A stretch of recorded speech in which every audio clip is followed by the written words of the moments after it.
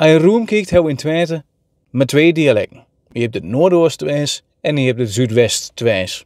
Er zit natuurlijk wel een verschil tussen, maar over het algemeen kan je het zo stellen.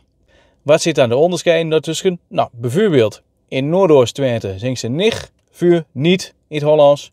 En in Zuidwest-Twente zingen ze neet of niet. Klein verschilletje. Een ander verschil is de e-appelkoop.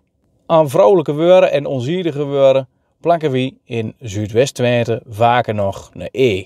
Dus vaken, woorden, veuten. En dan les een e, dan knip ze eraf in Noordoost-Twente. Dus daar zingen ze weur en veut en vaak. Een ander verschil is dat ze in het voltooid deelwoord in Noordoost-Twente geen prefix hebt, geen vuurplaksel. Dus in Noordoost-Twente zeggen ze ik heb dan. In Zuidwest-Twente zeggen we ik heb er dan. Nog een ander onderscheid is dat ze in Noordoost-Twente bepaalde klankveranderingen niet meer hebt die je in Zuidwest-Twente nog wel hebt.